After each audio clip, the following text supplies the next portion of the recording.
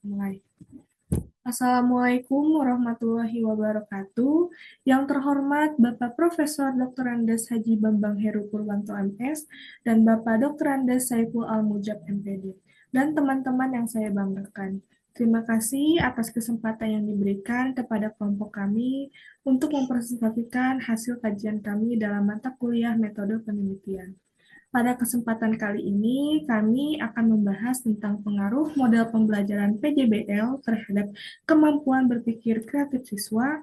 Kami berharap melalui presentasi ini kita dapat berdiskusi dan saling bertukar pandang terkait materi yang telah kami siapkan.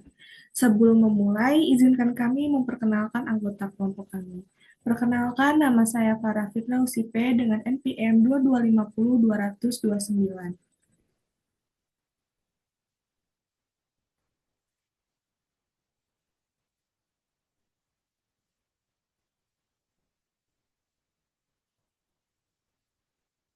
Niki aja dulu kenalan.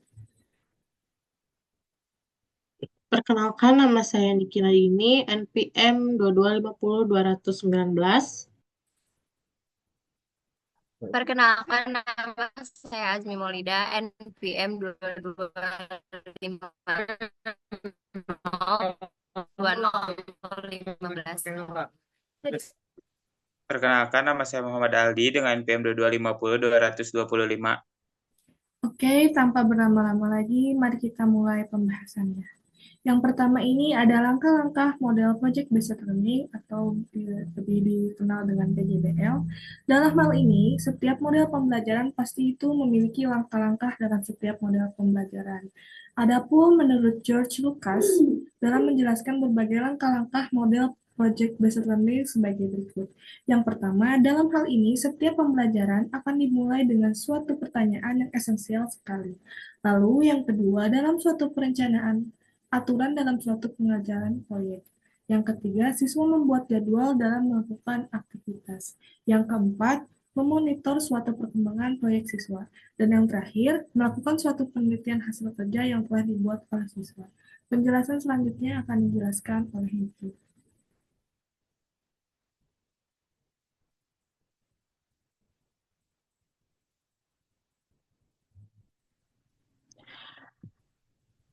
Baik, adapun menurut BAIS 2010 menjelaskan beberapa hal langkah-langkah yang pada model Project Based Learning sebagai berikut, yaitu ada setiap pembelajaran dimulai akan diberikan sebuah pertanyaan yang biasa memberikan sebuah penugasan kepada siswa untuk melakukan sebuah aktivitas.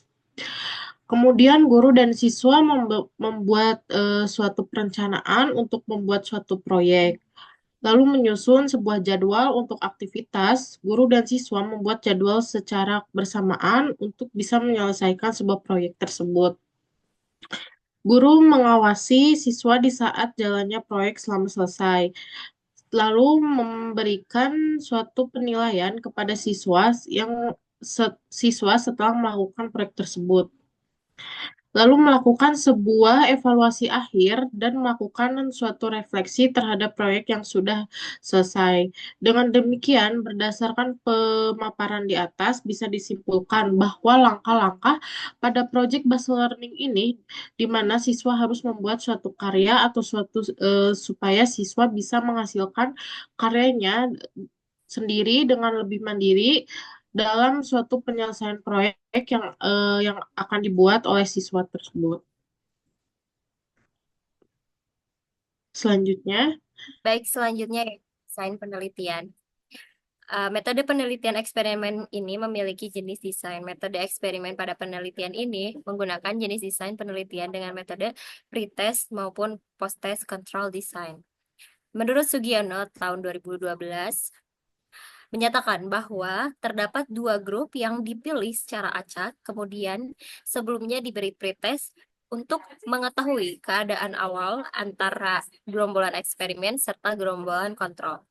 Selanjutnya, sesudah diketahui hasilnya berasal dari pretest dua grup tadi, maka di kelas eksperimen diberikan perlakuan X, sedangkan di kelas kontrol tak diberikan perlakuan X. Kemudian sesudah diberikan perlakuan atau treatment satu gerombolan sampel atau grup eksperimen, dilanjutkan menggunakan anugerah post-test pada kedua kelompok sampel yang dipergunakan. Rancangan eksperimen pada penelitian ini ditunjukkan pada tabel di bawah ini. Yang pertama di sini ada tabel mengenai desain pretest, post-test, control group design. Pertama ada kolom kelas. Di kelas ini ada kelas E, yaitu kelas eksperimen menggunakan model pembelajaran PJBL. Kemudian ada KK atau kelas kontrol menggunakan metode ceramah. Kemudian ada kolom pretest, yakni ada simbol O1 dan juga O2. Nah, hasil pretest kelas eksperimen. Kemudian di kolom selanjutnya ada perlakuan atau X. X itu merupakan perlakuan atau hal yang dilakukan di dalam tes tersebut. Kemudian selanjutnya ada kolom post-test. Nah, post-test ini yaitu hasil dari post-test. O1, O2, dan O4 ini merupakan hasil post-test. Kemudian penelitian ini bertujuan untuk mengetahui terdapat atau tidaknya pengaruh serta korelasi sebab dampak berasal penggunaan suatu model pembelajaran yang dilaksanakan sang peneliti dengan cara memberikan perlakuan treatment di kelas eksperimen dan kelas kontrol.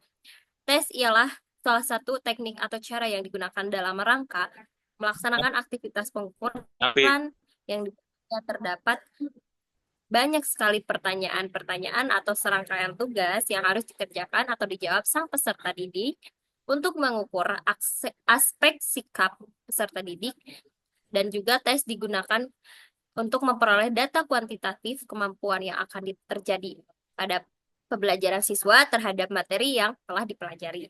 Pada penelitian ini, tes yang dipergunakan yaitu berupa tes awal atau yang disebut dengan pretest dan tes akhir atau yang disebut dengan post-test.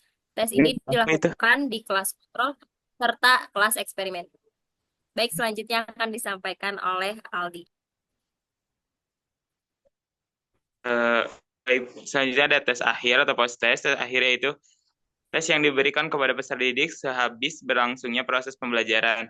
Tes akhir ini bertujuan untuk mengetahui peningkatan hasil belajar siswa setelah diberikan perlakuan atau treatment di kelas eksperimen yang memakai mode project-based learning. Yang terakhir ada lembar kerja peserta didik. Lembar kerja peserta didik ini berupa lembar pengesahan yang diberikan oleh peneliti yang peserta didik dan wajib diselesaikan permasalahannya. Tujuannya diberikan lembar pertugasan ini yaitu menjadi data penunjang untuk mengetahui seberapa jauh taraf kedalaman kritis siswa setelah melakukan pembelajaran menggunakan contoh proyek.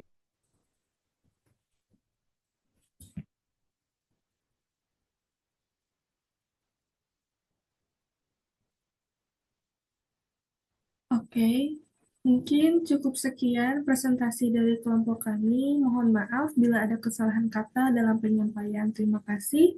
Wassalamualaikum warahmatullahi wabarakatuh.